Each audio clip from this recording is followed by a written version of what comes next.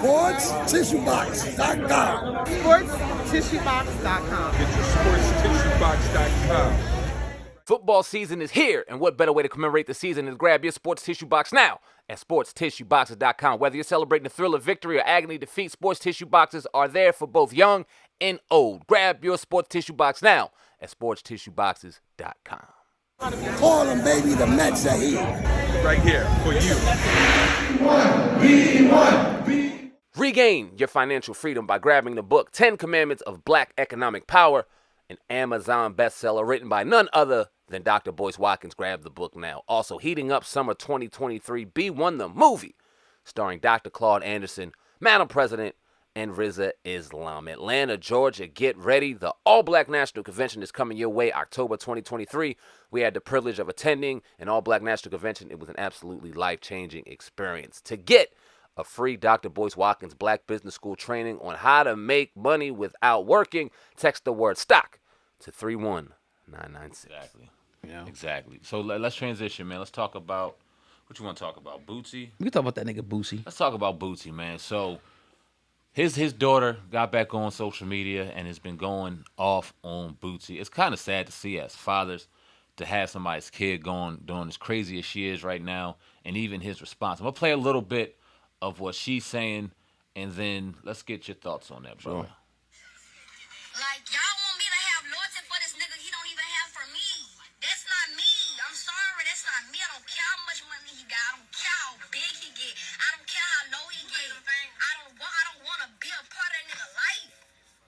I'm glad I don't gotta call nigga my daddy no more. He's a bitch. Like, for real. Like, I'm glad.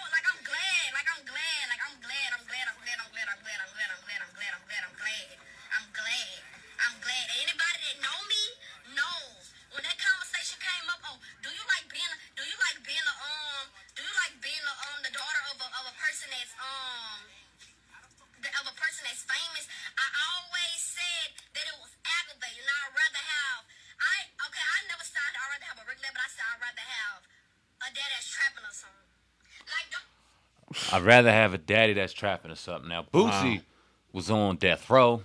He was on trial for murder, the murder of Terry Boyd, which, when you kind of start linking everything up, I believe was related to his daughter's mother.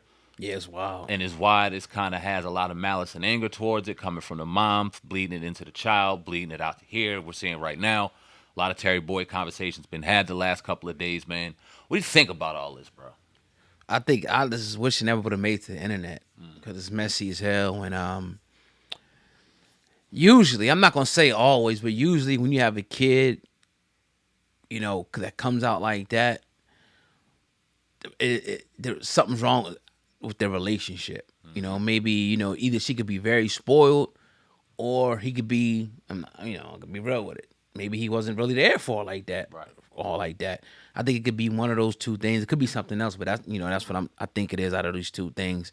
And he kind of gave his side of the story too, and talked about the whole situation. But it's sad to see. It really is sad to see. And I really kind of, want to kind of lean more towards that. Maybe she's a little bit spoiled. I think it's both. Maybe he wasn't really there like that, for whatever reason, and she's definitely spoiled to the point. And then it's fools to say you rather have a dad that's trapping. Like, are you serious? This man's out here working, making music, busting his ass, going from state to state to try to make a living for his family, and you want a dad that's trapping? That's just weird. But she's young. She's immature.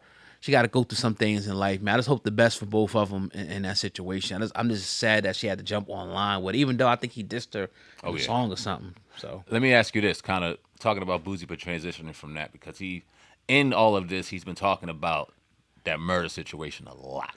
Yes, he's been getting detailed about justifying why the dude is dead, just putting out a lot of information. Now, pardon my ignorance, but could this potentially indict him or entrap him into something more? Now, that murder, that trial is over. Everything is signed, sealed, and delivered. But could the information that he's thrown out online hurt him in the long run in this situation in particular? I would say no. Okay. Because I did listen to that little thing.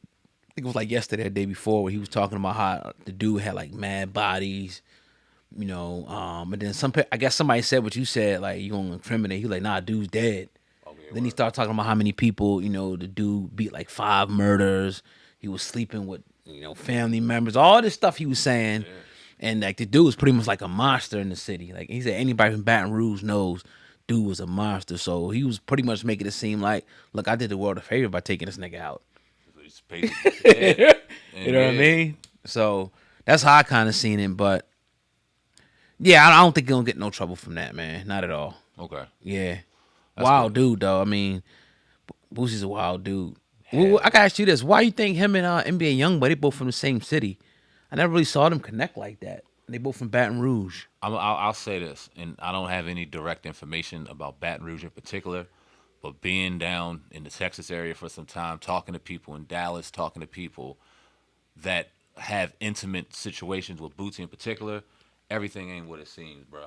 It's some harboring feelings when it comes to the business, because a lot of people looked up to him and a lot of people were loyal to him. A lot of, like we were talking about the Michael Jordan of the South and Jay-Z and Boosie, we were having that conversation. Yeah. A lot of people revere him. A lot of the youth revere him out there, and some of them don't feel like it's reciprocated. So I don't know if this is a situation where NBA Youngboy doesn't feel like the love is returned. And I don't know anything. Don't let me be clear.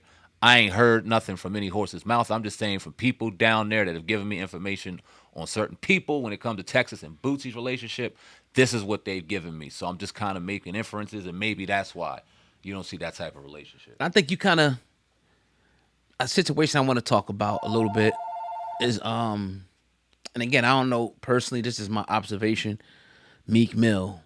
And a lot of people feel like Meek Mill's from Philly, that he should be putting all the Philly artists on, or at least making, a song with at least a few. And I think he has done that. Yeah. But people criticize Meek because he went to New Orleans and got to do Snoop.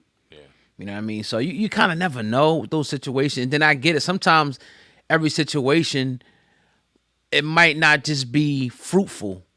A situation for Meek to go get, a Leaf Ward or one of these dudes that's popping in Philly like that. It may not be fruitful for that situation. Even though Meek Mill will shout him out, right? He'll listen to him. You ask, how come he didn't sign to him? Right. You know what I mean? So, but then again, you got people like Yo Gotti, who got a bunch of dudes out of Memphis, a chick out of Memphis, and is rocking with a lot of people from Memphis. You know what I mean? So it's just like, I don't want to blame Boosie. Like, how come you ain't pick up NBA Youngboy? I don't want to blame, but I just always wonder, how come they don't really, rock like that? As a matter of fact, I think they may have had words at one point in time. I'm not sure. They're from the same Baton Rouge, not that huge. Yeah.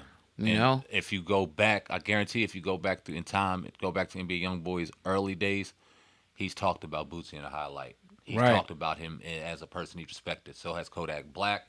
So has Mo3, rest in peace. So has many others in a highlight. And like I said, just from people telling me, maybe that big brother, little brother thing, they didn't feel like they were getting the respect that they were given. So, and it should. I feel like it should be that way. Of course.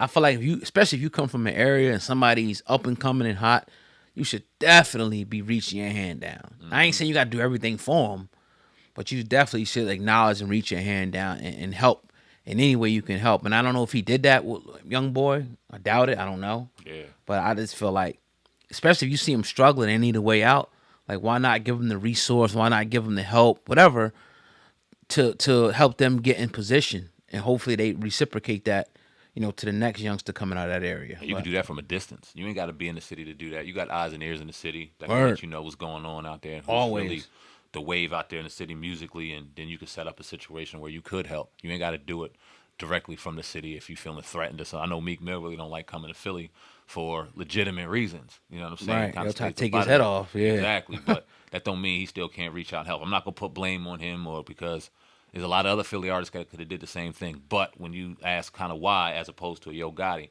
and hey, Yo Gotti may just find himself fortunate and lucky and everything else in between. Because I remember him talking about he got security, dogs, guns, physical security, and still didn't feel safe certain times in his home just because of the PTSD they got living in them situations. So I don't know, man. They got various reasons and various motives as to why they don't.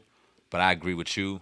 I feel like it's only right if you really blow up in your city to kind of see what's going on in your city, whether you're there or not, and trying to help the next one. Yeah, I mean, like I said, the best example I could think of is probably Gotti. I mean, like Moneybag Yo, Glorilla, black youngster.